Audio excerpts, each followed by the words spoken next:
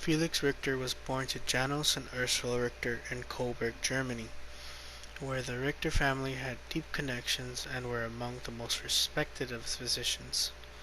His parents, both members of the ancient society, were always out of the Richter manor at medical conferences or provided humanitarian aid around the world. Traveling exposed young Felix to new cultures, languages, and architecture unlike anything he had ever seen before.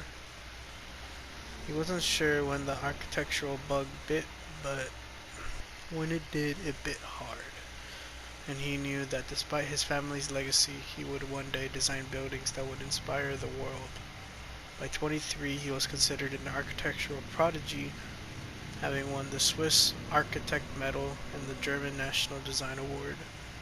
Yet despite his success, Felix couldn't shake the gnawing feeling that his success had more to do with the luck and connections than talent and hard work. Growing up, Felix was socially awkward and introverted, preferring his imagination to the company of others. He had few friends, so when he wasn't traveling with his parents, Felix was in his father's library, devouring rare books, studying history and architecture, soaking up anything and everything he could on architectural movements throughout the centuries. His father hoped young Felix would learn to be more outgoing and hired every possible specialist to help improve his social skills. When these efforts failed, he threw in the proverbial towel and figured his son would learn when he was ready.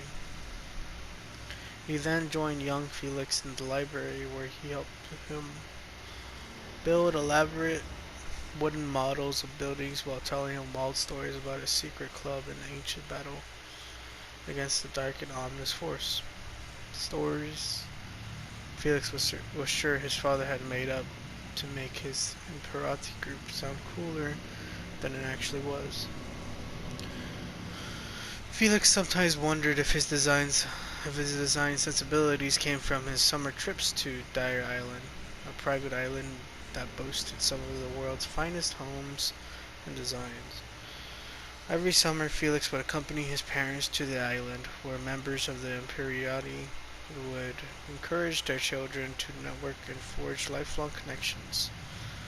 Felix didn't mingle well with the other teenagers, but he did make four friends who, like himself, didn't quite fit the high society mode.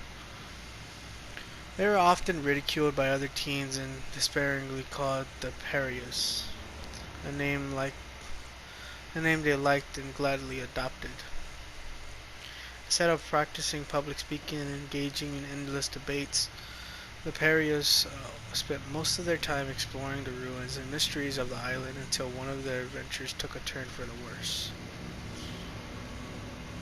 Exploring an abandoned internment camp, they descended into what seemed to be an underground laboratory where they uncovered old leather journals with illustrations and notes of inhumane experiments conducted on prisoners of the First Opium War, held by the British East India Company. As they pushed through the locked door, they found a chamber scattered with human skeletons and dusty vials filled with an unknown serum. Before they could examine the contents, the ground seemed to shake beneath their feet, and a hissing sound filled their ears. A strange fog suddenly appeared, and giant claws seemed to burst from the ground, as dark imagination mingled with reality to terrorize them.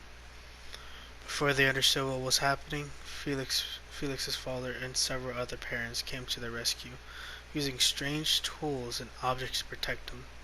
Felix stared at the scene in shock and disbelief. He wasn't sure if he was dreaming or living one of his father's ridiculous supernatural stories.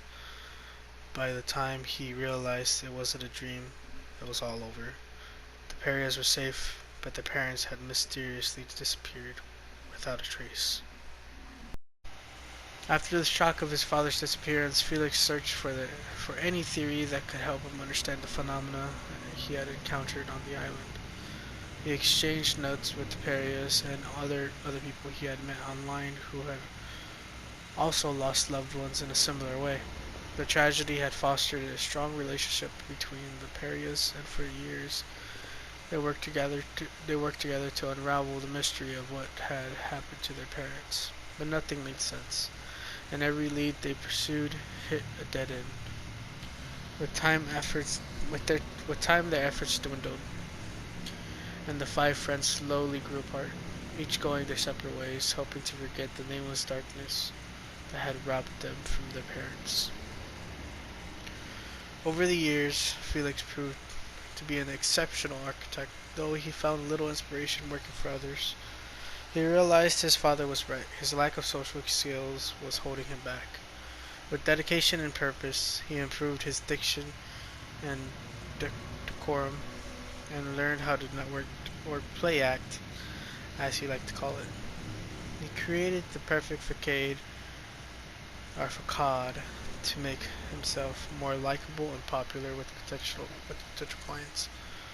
After working for several architectural firms, he established his firm with his colleague Lauren Golder.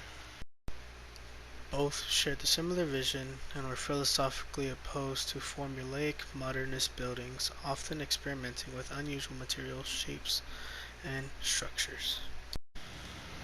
Felix continued to undermine traditional expectations in favor of the edgy and unconventional devices that set the architectural world abuzz. But even with all the accolades, he couldn't shake the feeling that he was a phony, like an actor who had learned a part instead of a true architect who had inspired the world.